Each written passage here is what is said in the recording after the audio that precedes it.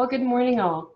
My prayer before I speak with anyone is that God give me the right thoughts and that the thoughts come through as the right words that are meaningful to the people that I'm talking with. So when Ken and Stephen asked me and John to reflect on what I've learned during the past 3 to 4 months since the pandemic took hold, I thought about that I am involved in reflective learning, as it's called. It's a big part of the work that I do. And reflective learning is all about asking 3 questions. What do I see? What have I been observing? What have I learned? So what? So what are you going to do with it? And now what? And so that's really the way that I've structured this, because it's that last question, that now what, that's really the toughie. So while the pandemic really hit home for us in February, when I look at what it has been to me, I have to put it in context.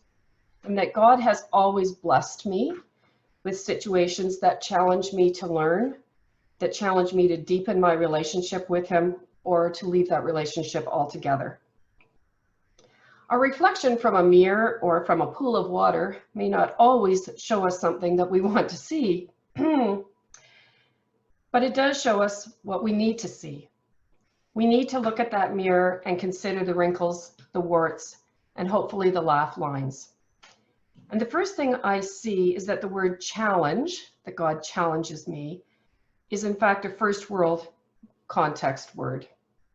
When I look at the challenges of other generations, of the Great Depression, when hunger was the norm, of the Spanish flu, in which there was no technology to connect people the way that we are today, of world wars, during which time people wouldn't see loved ones for years, or even know where they were because they were on battlefields, or in refugee camps, or concentration camps. Those were challenges.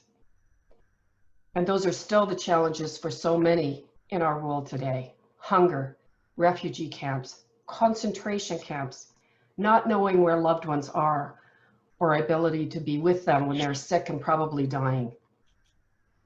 So my what is, what, so what, now what? My what is not that I'm being challenged, but rather that I'm being enriched.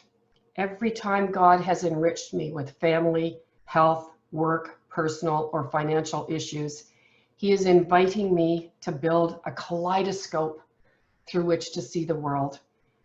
Much different than the myopic eye in the middle of my forehead that I viewed the world in my youth. So what else am I seeing in this kaleidoscopic reflection? Well, that buildings in which we gather, learn, and worship are lovely, but our gathering, our learning, and our worship doesn't depend on those buildings. I've also seen the ugliness of the racism and classism built into our society, and my own narrow view of this. My own do-gooder view of this. I am blessed that my work, my faith, and my personal life have increasingly had profound intersections, and sometimes there are collisions at those intersections. Not such a bad thing. So long as no one's injured in the collision, it does force us to stop, or at least me to stop, get out of my car and look at the collision. And sometimes, for me anyway, looking at how I have contributed to that collision. And that can be really sobering. We never saw it coming most of the time, we might say that. Nothing like a pandemic or a documented evidence of systemic degradation of people to sober me up, perhaps sober all of us up. There were signs everywhere, and we weren't paying attention. What other signs are there to which we are not paying attention now? My work involves the education and coaching of management in large university and public libraries. During the past number of years, that work has quite rightly demanded a very deep consideration of equity and ensuring that everyone is included. A very purposeful blending of races, genders, cultures, perspectives, orientations, lifestyles. Sometimes we don't even have the right words to describe what inclusion and equity really means. I thought I got it. I thought I knew. Nah, I didn't. I had to get the magnifying glass out. I had to really look in the mirror very deeply. So that's the what. So now you're saying, so what, Rebecca? Come on, get going here. John still has to talk, and there's coffee to be had. So what that you've seen this and experienced this? So my so what is that I thought I was being a good Christian. I'm out of the cold, I'm donating, I'm helping out where I can, I'm helping bring the services to our parish through Zoom, posting recordings for hopefully the rest of the world to see. I'm speaking about my faith, even in situations where it's taboo and people sort of cross their eyes at me. The so what has been that that's not enough. I needed to learn that white privilege is not about financial privilege. I needed to learn that it's so ingrained in my thinking and in our practices, our policies, our procedures, if you like, our way of thinking, that it blurs what I needed to see. I needed to learn and feel what this means, and it means for my family, my community, my world, and our world, and what it will mean for our children and our grandchildren. I needed to learn what this pandemic really means on a daily basis for those that don't have the technology, for those that don't have the wherewithal to be apart from others. So what? Well, there's a bumper sticker that I need to have, not in my car, because I don't like bumper stickers on my car, but I should wear it on my forehead. And the bumper sticker says, slow down the speed at which you form an opinion about concepts and things you don't fully understand. That's my big bumper sticker.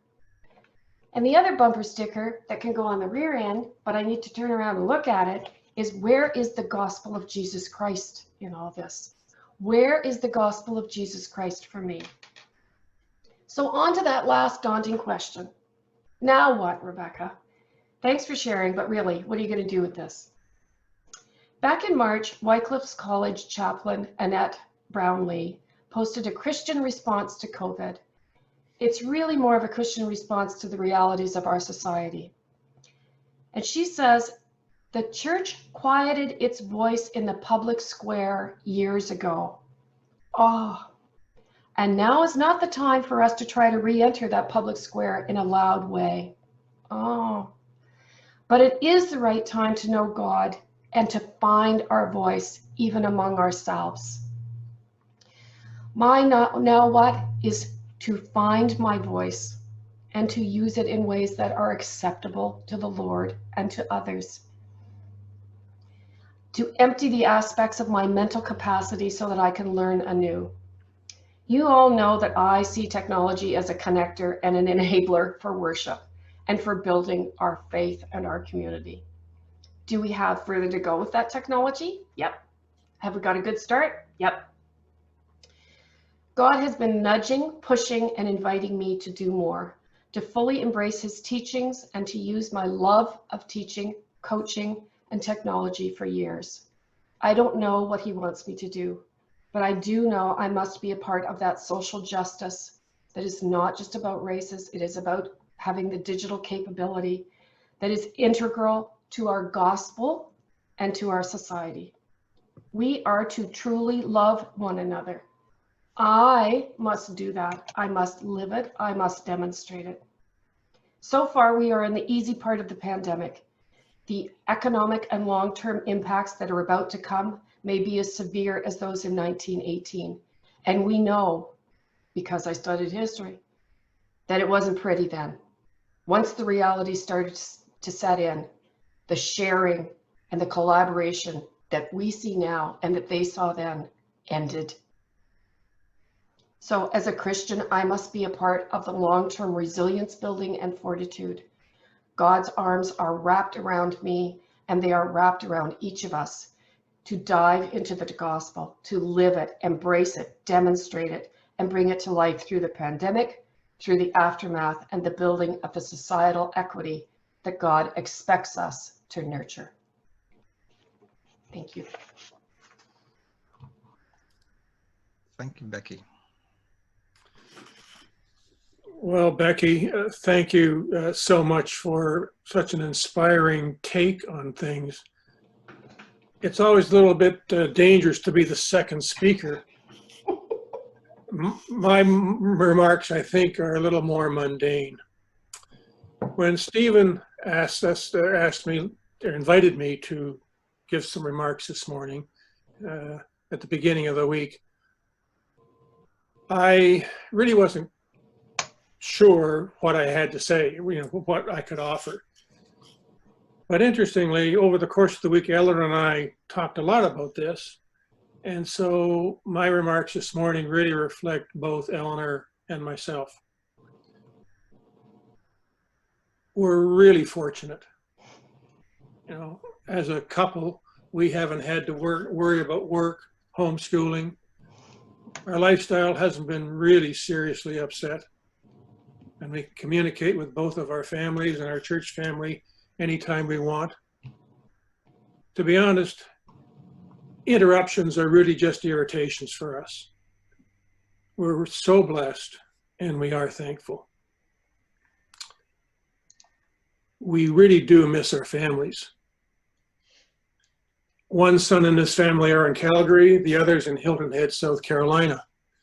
And while we talk with them regularly and our daughters-in-law and our grandchildren, the fact that we can't actually go and see them gives us angst.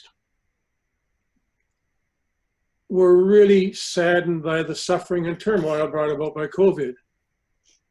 Things that we take for granted have changed or are no longer available. Safe care for the elderly, the freedom to move around as we please, unlimited, unfettered access to anything we want, worship, meetings, entertainment, shopping, travel, whatever. We marvel at how Holy Trinity has risen to the occasion, pardon the pun. Thank goodness for technology and those who have made connecting possible for us.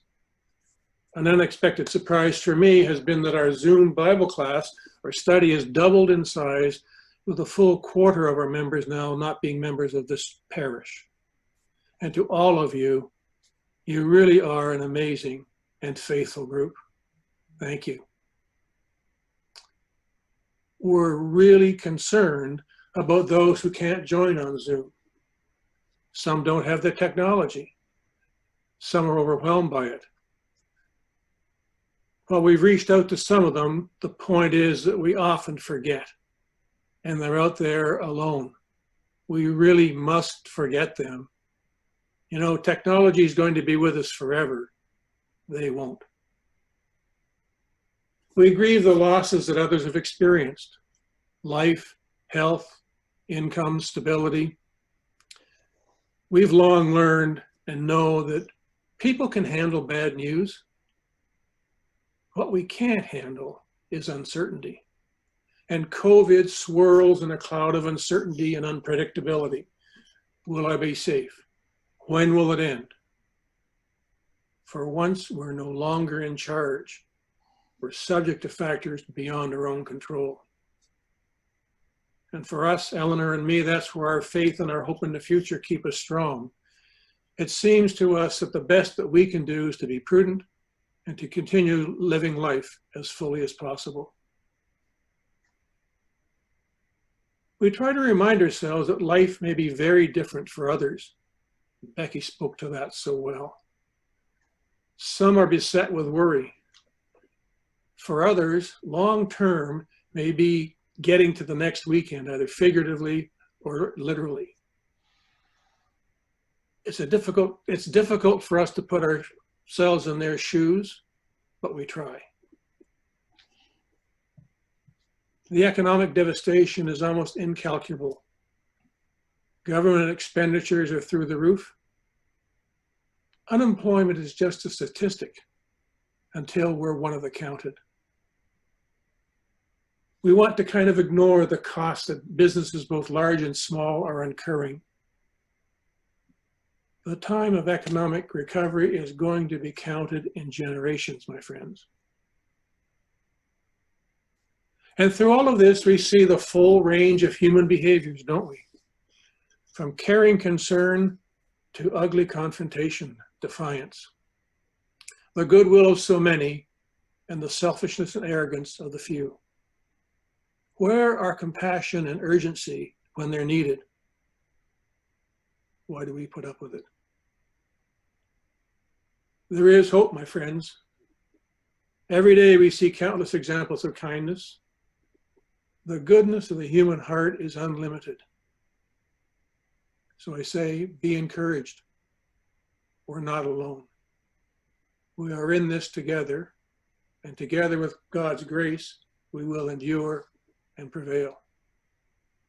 As Paul wrote to the Corinthians, no test or temptation that comes our way is beyond the course of what others have had to face. All we need to remember is that God will never let us down. God will never let us be pushed past our limit. God will always be there to help us through it all. That is hope, my friends. Confidence in the future. Thank you. Thank you, John. Thank you so much.